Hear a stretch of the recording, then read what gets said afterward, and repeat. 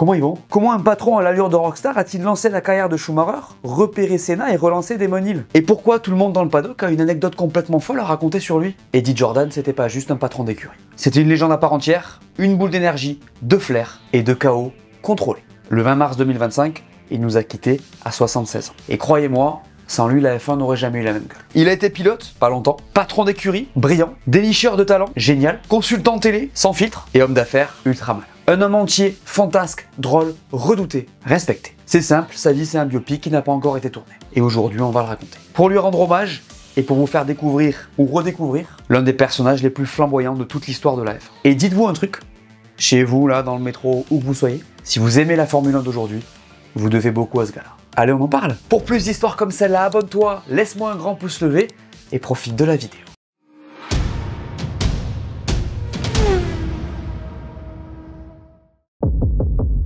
Pour commencer, petit point biographie. Edmund Patrick Jordan, qu'on appellera Eddie comme tout le monde, né le 30 mars 1948 à Dublin, en Irlande. Et franchement, rien, mais alors rien, ne le destinait à mettre un jour les pieds dans le monde du sport auto. Pas de père mécano, pas d'oncle pilote, juste une enfance plutôt tranquille en banlieue de Dublin dans l'après-guerre. C'est à 20 ans, pendant un été passé sur l'île de Jersey en 1970, que tout bascule. Il découvre le karting, et là c'est la claque. Une vraie révélation. Il bosse comme comptable la journée, barman la nuit, déjà un peu rock'n'roll dans l'âme. Parce que ouais, ça fait partie du personnage. Eddie Jordan, c'est tout ou rien. Quand tu fais affaire avec lui, tu le sens tout de suite, et surtout, il n'a jamais eu la langue dans sa poche. On y reviendra. Mais revenons à 1970. Une fois le karting découvert, c'est fini.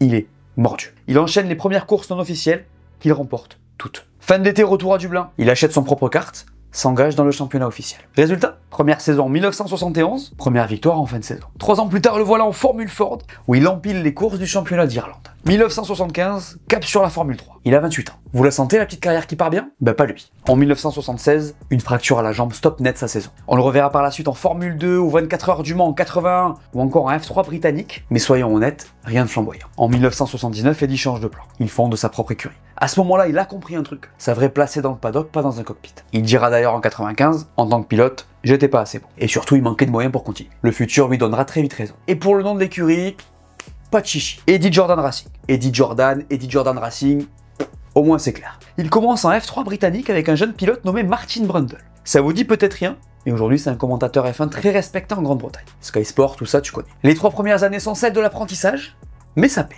En 86, l'écurie termine 2e du championnat, juste derrière un certain Ayrton Senna. D'ailleurs, Eddie Jordan n'a jamais caché son admiration pour Ayrton Senna. Leur histoire débute en septembre 1982. Jordan se rend sur une course en Angleterre, à Snetterton, où le jeune Brésilien est au volant. Et ce qu'il va voir ne fait que confirmer tout ce qu'on lui avait raconté. Il se plante à un virage rapide, les S, un enchaînement où la plupart des pilotes lèvent un peu, histoire de garder la voiture en vie. Mais Senna lui passe à fond à chaque tour. Et surtout, il est toujours sur la bonne trajectoire. Toujours le pneu avant gauche exactement sur le point où Jordan avait fixé son regard, tour après tour. Des années plus tard, Jordan dira « Je me suis dit que ce gars-là avait tout compris. Le contrôle, la précision, la lecture de la vitesse, la capacité à répéter sans faille, c'était évident. » Alors, forcément, Jordan lui propose un baquet dans son écurie pour la saison suivante. Mais Senna décline, il signe avec le Western sur e-Racing pour 1983. Manque de bol, mais l'intuition était bonne. Ayrton Senna remporte le championnat dès sa première saison. Voilà le genre de plaire qu'avait Eddie Jordan. 1987, c'est la consécration. Johnny Herbert décroche le titre de F3 et offre à Eddie Jordan Racing son tout premier sacre. Vous avez capté, son écurie, c'était quelque chose en formule de promotion.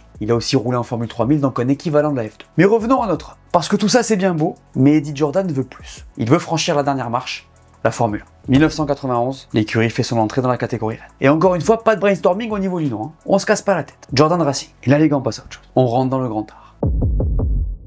S'il y a bien une casquette qu'Eddie Jordan a portée, c'est celle de dénicheur de talent. Et pas n'importe lesquels.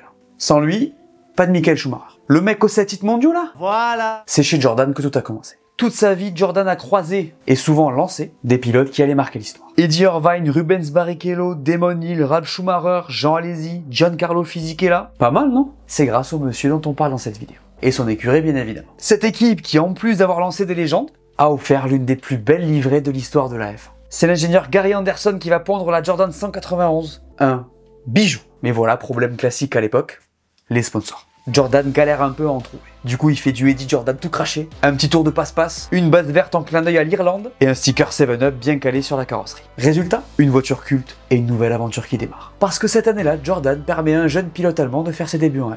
Vous voyez de qui je parle? Un gars qui deviendra septuple champion du monde. Et ce premier départ en Formule 1, c'est une histoire complètement dingue. Un vrai mensonge de compétition. Je vous raconte. On est au Grand Prix de Belgique et Bertrand Gachot, le pilote titulaire de l'écurie, est en prison. Ouais, en prison.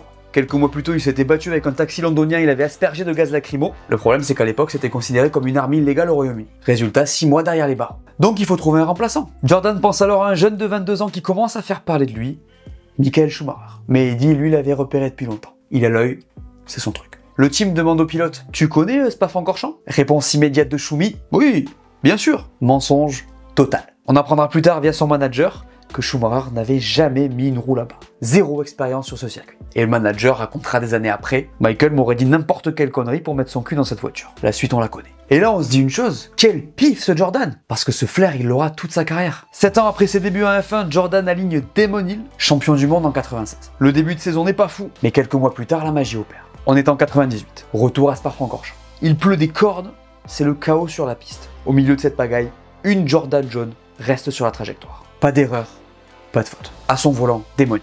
Et il va chercher la victoire. La toute première dans l'histoire de l'écurie. Mais c'est pas fini. Derrière lui, Ralf Schumacher termine deuxième. Et ensemble, ils offrent à Jordan la première victoire et le premier doublé de l'histoire du team. Ça sera aussi leur seul doublé. Les gars, le palmarès des pilotes passés chez Jordan est juste hallucinant. Rubens Barrichello de 93 à 96, premier podium en 94 au Grand Prix du Pacifique, deuxième place au Canada en 95. Eddie Irvine, même période, podium aussi au Canada avec Barrichello. Jean Alesi en 2001, Giancarlo Fisichella en 97, puis entre 2002 et 2003. Heinz-Harald Frentzen de 99 à 2001. Franchement, le casting, il est pas mal. Et ce qui rend ça possible, c'est ce talent fou qu'a Eddie Jordan pour repérer les bons pilotes. Les voir tôt, les faire progresser, puis les vendre au plus offrant. C'est comme ça qu'il a financé sa vie en Formule 1. Exemple, Eddie Irvine, on écoute Jordan qui nous explique le processus. Irvine est venu chez moi gratuitement, je l'ai fait progresser, puis je l'ai vendu à Ferrari. Il a touché 13 ou 14 millions de Ferrari et m'en a reversé 5. Il se vantera d'ailleurs d'avoir été le premier à vendre et acheter des pilotes. Et s'il faut parler du peak time de l'écurie Jordan, la période la plus performante sportivement, c'est clairement entre 98 et 2000. En 98, l'équipe hérite d'un moteur Honda, et côté pilote, on a Damon Hill et Ralf Schumacher. Le début de saison, compliqué. Mais au Grand Prix de Belgique, la magie opère. Sous la pluie, Jordan signe un incroyable doublé, et là, tout change. Cette performance fait exploser la cote de l'écurie. Jordan grimpe à la 4e place du championnat constructeur, et pour la première fois, son patron sent que le titre est envisageable. Peut-être pas cette saison, mais bientôt. Puis arrive 99, avec du changement. Ralf Schumacher quitte l'équipe, il est remplacé par un autre Allemand, Heinz-Harald Frentzen. Et là encore, coup de maître. Frentzen s'impose à 2 reprises en France puis en Italie, pendant que Hill marque très peu. Mais à eux deux, ils signent la meilleure saison de l'histoire de Jordan. P3 au constructeur, et pour Frentzen, une 3e place au championnat pilote. Du grand art. En 2 ans, l'écurie d'Eddie Jordan est passée de rôle d'outsider à celui de vrai prétendant, capable de marquer, de gagner, de surprendre.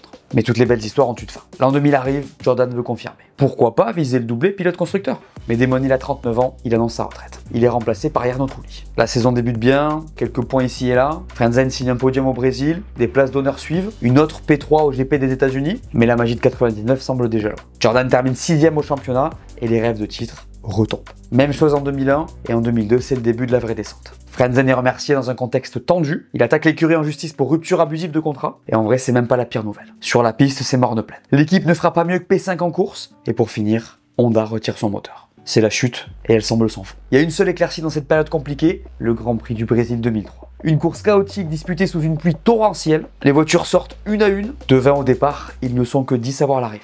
Et dans ce chaos, Giancarlo Fisichella s'impose. On en reparlera dans une autre vidéo parce que cette victoire elle est super importante, mais ça sera la dernière de Jordan en Formule 1. En 2003 et 2004, Jordan végète, 9e place constructeur, et en coulisses ça va pas mieux. Il y a un procès contre Vodafone qui avait annoncé un partenariat avant de se rétracter, l'écurie est en grande difficulté financière. Alors Eddie Jordan doit se résoudre, plus le choix. À la fin de la saison 2004, il prend la décision de vendre. Grâce à ses années de réseau dans le paddock, il s'appuie sur Bernie Ecclestone, le grand argentier de la Formule 1. Spoiler, une vidéo est en préparation sur lui et vous allez pas être déçus. C'est Ecclestone qui organise la rencontre avec Alex Schneider, le boss de Midland, le deal est ficelé. En janvier 2005, on apprend que les 51,1% des parts du team détenues par Jordan sont cédées. Le reste appartient à une société irlandaise. Et l'ensemble est vendu avec, disons-le, un certain panache. Eddie Jordan, il a un argument marketing béton, je le cite. L'écurie a remporté 5 victoires, 4 sur la piste, et la 5e, c'est sa survie avec un budget restreint. C'est osé, mais c'est du Jordan pur jus. Après ça, Jordan Grand Prix devient MF1 Racing au Midland en 2006, puis Spiker F1 en 2007, et finit par devenir Force India en 2008. La suite, vous la connaissez,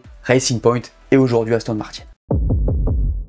Qu'est-ce qui nous laisse Eddie Jordan? Parce que ce qui est fou, c'est que plus de 30 ans dans les paddocks laissent encore des traces aujourd'hui dans la F1 moderne. Et oui, pendant toutes ces années, malgré une santé parfois fragile, le boss a réussi quelques jolis coups. Ce qui lui a permis de tenir la route, c'est pas juste la chance, c'est aussi un véritable flair de stratège économique. La vente de l'écurie, c'est pas la fin du bonhomme, même si apparemment les premiers jours ont été durs. On raconte qu'au moment de signer la vente, Jordan était en larmes dans le bureau du directeur commercial Ian Phillips, son compagnon d'aventure depuis le premier jour. Et comme souvent avec lui, il retombe sur ses pattes. Peu après, il devient manager d'Adrian Newey, le cerveau derrière les châssis champions du monde de Red Bull. Et tenez-vous bien, quand Newey signe chez Aston Martin en septembre 2024, Eddie Jordan il est là, présent, malgré la maladie qui commence à le ronger. En 2009, il fait son grand retour dans le game, côté micro cette fois. Il devient consultant pour la BBC Sport qui récupère les droits de diffusion de la F1. Et là, pendant des années, il enchaîne les scoops. Le retour de Michael Schumacher en 2010 chez Mercedes, c'est lui qui l'annonce. L'arrivée de Lewis Hamilton encore chez Merco en 2013, encore lui. Et toujours avec ce style. Cash, sans filtre, à l'image de l'homme qu'il a toujours été. Et côté business, il s'est pas arrêté aux médias. Jordan a investi dans l'immobilier, les énergies renouvelables, il est devenu actionnaire du Celtic Glasgow et s'est même lancé dans la tech. En 2023, sa fortune était estimée à 600 millions de dollars. Il a même investi dans les casinos.